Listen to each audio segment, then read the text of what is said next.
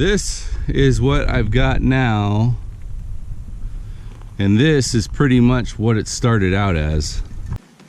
Does it look good, Supervisor?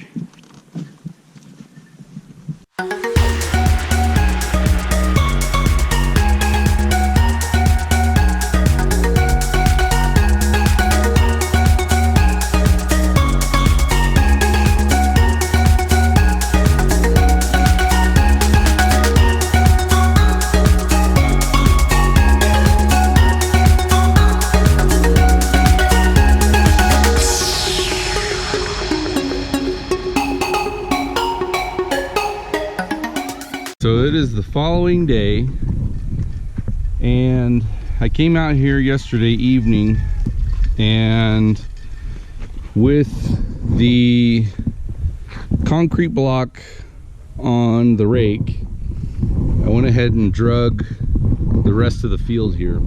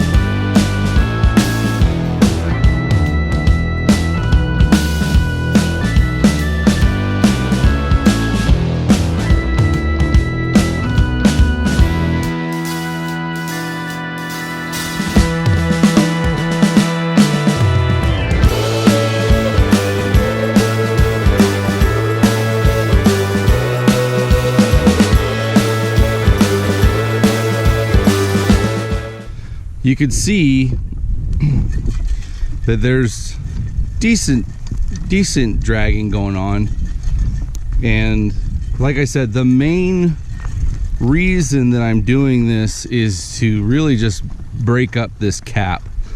I think the plan is going to be who's that?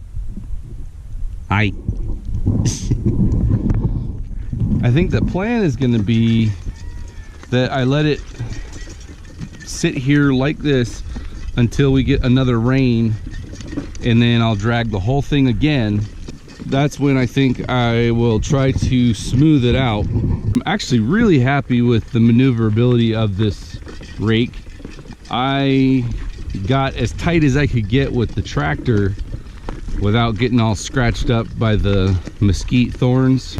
Now obviously you could change the length of the chain. You can make it longer or shorter than what I've got. When I'm doing the smoothing out, I think I'm actually going to shorten the chain a little bit just to lift that tongue up so it's not running the risk of dragging. At least one option will be that I flip the rake over to the smooth side so that the spikes are pointing up, and I just drag the whole field like that and try to get it smooth.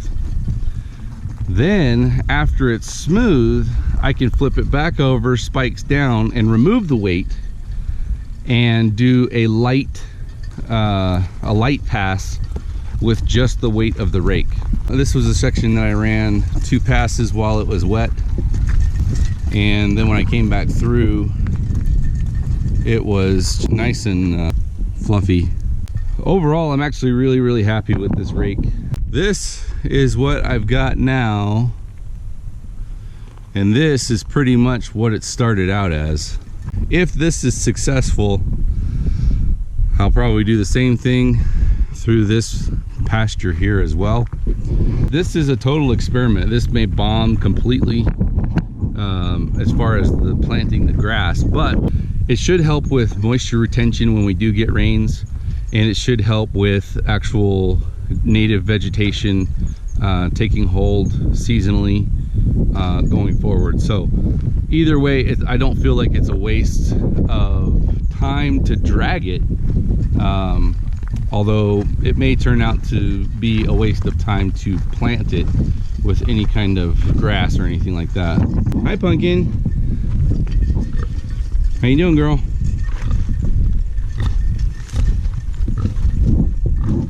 Hi, big girl. You want to say hi? Say hi to the camera.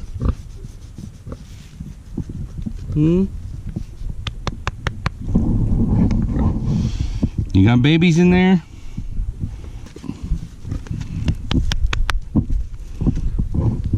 Whew, look at that butt. Big old booty. Compared to my American guinea hogs, she is like so difficult for a couple of reasons. One, she doesn't really lay down very still very often. Like, I pretty much have to come out in the middle of the night to catch her laying down to try to feel her stomach.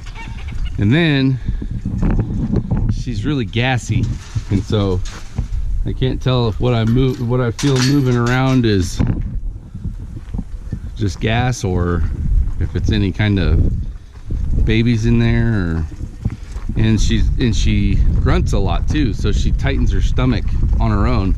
That creates more of a challenge for me to actually feel whether there's good baby movement or anything like that. And she's not far enough along, at least at this point, that she's showing any signs of milk coming in or anything like that. But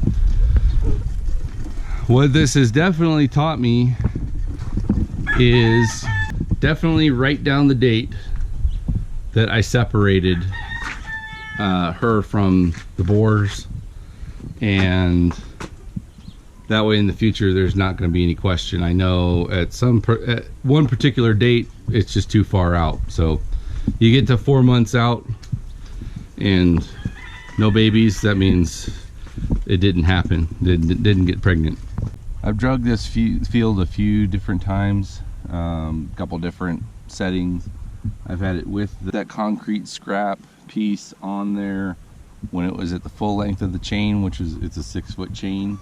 Then I actually shortened it and ran it like this, where it was upside down, smooth side down, and it did a fairly good job of actually leveling it out. It actually runs really well without any weight with the spikes down with this length, which is about 2 feet. So what I've got here is I've got my clasp on this side, and my secondary clasp is just basically holding up the slack so it's not getting caught up in anything.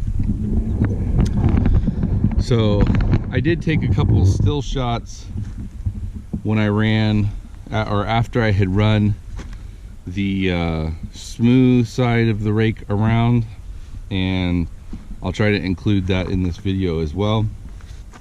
But overall, I'm actually very happy with it. Another thing that it actually did was it broke up a lot of these dried up weeds and things, and kind of scattered them around.